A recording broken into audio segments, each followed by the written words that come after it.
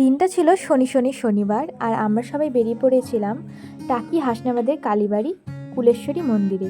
তো এখানে আমাদের পুজো দেওয়ার ইচ্ছে অনেক দিনই ছিল, সুযোগ হয়ে ওঠে না। তো ননদের বাড়ি যখন গেছিলাম সেখানে একটা ভালো দিন দেখে আমরা চলে গেছিলাম সবাই পুজো দিতে। তো শনিবার উদ্দেশ্যে গেছিলাম ঠিকই, কিন্তু ভিড়ও খুব হয়েছিল, কারণ মায়ের মন্দিরে শনি আর মঙ্গলবারই বেশি ভিড় হয়। তো প্রথমেই চলে গেলাম মন্দিরের ভেতরে। সেদিন খুব রোদ ছিল, এতদিন বৃষ্টি হচ্ছিল জন্য মন্দিরটায় পুজো দিতে পারছিলাম না। তো মন্দিরে ঢুকেই আমরা প্রথমে মায়ের দর্শন করে নিলাম। দর্শন করে নিয়ে পুজো দেওয়ার জন্য ওখানে দাঁড়িয়েছিলাম। আমরা কিছুক্ষণ যেহেতু আগে পৌঁছে গেছিলাম তাই জন্য দাঁড়িয়েছিলাম, মায়ের একটুখানি দর্শন করছিলাম। আর ওরা পেছনে ধীরে ধীরে আসছিল, মানে আমার ননদ, শ্বশুর শাশুড়ি আর আমার ভাগ্নি। এই যে আমি এখানে দেখাচ্ছি এটা হলো আমার মায়ের মন্দির। আর এখানে আমরা অনেকক্ষণ বসে বসে গল্প করছিলাম যে কখন পুজোটা শুরু হবে। তো সবাই মিলে এখানে দেখো দুষ্টুমি করছে এরা। তো মা আর আমার ননদ চলে গেল ভেতরে, যে পুজোর সামগ্রীগুলো নিয়ে এসেছিলো সেগুলো নিয়ে। তো এখানে আমি কিছুটা জিনিস নেওয়ার ছিল, তো আমার শাশুড়িকে দিয়ে দিলাম। আর এই যে মালাটা দেখছো এটা কিন্তু আমরা মায়ের জন্য এনেছিলাম। আমরা তখন ওখানে কিছুক্ষণ দাঁড়িয়ে মায়ের পুজো দেখছিলাম, তারপরে চলে গেলাম মাকে ধূপ দিতে। এখানে কিন্তু সবাই নিজের মনস্কামনা বলে মাকে ধূপ দেয়।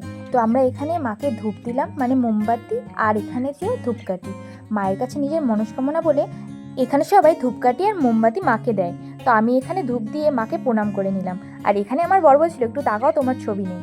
আর এখানে যে দেখছো এটা হলো এই মন্দিরের একটা চলচ্চিত্র, যেখানে কুমারী পূজা থেকে শুরু করে সব কিছুর ঐতিহ্যবাহী জিনিস দেওয়া আছে, মানে ছবিতে হিসেব করে তোলা আছে। তো আমরা এখানে বসে আছিলাম, বসে বসে মায়ের পুজো দেখছিলাম। আর এখানে কিন্তু সব ভক্তগণ ছিল।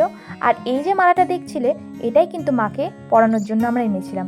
মাকে যখন মালাটা পরানো হয় সত্যি মনটা একদম জুড়িয়ে গেল। আর এই যে চলে এসেছে আমার বরমশাই, ওকে কিন্তু ক্লিপে খুব একটা দেখানো যায় না, ওই কিন্তু পুরো ভিডিওটা আমার করে দেয়। তো আজকে আমি ওকে অনেক দিন পর ক্লিপে নিতে পেরেছি, যেহেতু ও যখন দিচ্ছিল তখন আমি ফটোটা তুলে নিয়েছিলাম, মানে ভিডিওটা তুলে নিয়েছিলাম। তো এখানে মোমবাতি আর ধূপকাঠি দিয়ে নিচ্ছে, দিয়ে মাকে প্রণাম করে নিচ্ছে। আমাদের সব পর্ব শেষ হলে আমরা চলে গেলাম বাবার মন্দিরে। হ্যাঁ, মায়ের মন্দিরের পাশেই আছে বাবা ভোলেনাথের মন্দির। তো মাকে যখন পুজো দিয়েছি বাবাকেও পুজো দিতে হবে। তো যে এখানে সোজাই চলে এলাম বাবার কাছে। তো এখানে সব কিছু গুটিয়ে নিয়ে বাবাকে প্রথমে ধূপ দেখিয়ে নিলাম, আর ধূপ টুপ দেখিয়ে আরতি করে নিচ্ছিলাম। আর আমার ননদ এখানে বাবাকে মালা পরিয়ে দিল। আমার ননদ আর আমি বসে এখানে বাবাকে পুজো করে নিলাম। পুজো করে নিয়ে বাবার মাথায় এবার দিয়ে দিলাম জল। বাবার মাথায় জল আর দুধ দিয়ে বাবাকে একটুখানি শুদ্ধি করে নিচ্ছিলাম। তারপরে এখানে প্রণাম টোনাম করে ঠাকুরকে সব রকম মনস্কামনা বলে এইখানে কিন্তু ঠাকুরকে পুজো করে নিচ্ছি। তোমরা কে কে টাকির মন্দিরে এসছো অবশ্যই কিন্তু জানাবে। আর কে কে টাকিতে দেখছো টাকি থেকে অবশ্যই কিন্তু আমাকে কমেন্ট বক্সে জানিও। তো এখানে বাবার মন্দিরে ঢুকতে বেরিয়ে তারপর পুরো মন্দিরটা তোমাদেরকে দেখিয়ে নিলাম। আর এরপরে কিন্তু আমার বড় চলে এসেছে বাবার মন্দিরে বাবাকে জল দিতে।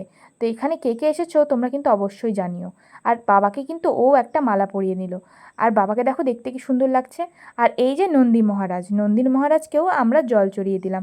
দেখো এখানে কত ভক্তজনের ভিড় বেড়ে গেছে, কারণ প্রসাদ বিতরণে পালা চলে এসেছে। আমরা এখানে পুরোহিত মশাইয়ের কাছে এসেছিলাম আশীর্বাদ নিতে। তারপর সবাই মিলে এখানে ফটো টটো তুলে আমরা এখানে প্রসাদ খেলাম। আর প্রসাদ খাওয়ার সময় কী যে বলছিলাম নিজেরই কিন্তু মনে নেই। আর তোমাদের ভিডিওটা কেমন লাগলো অবশ্যই জানিও, আর আমার চ্যানেলটাকে কিন্তু সাবস্ক্রাইব করতে ভুলো না। টাটা।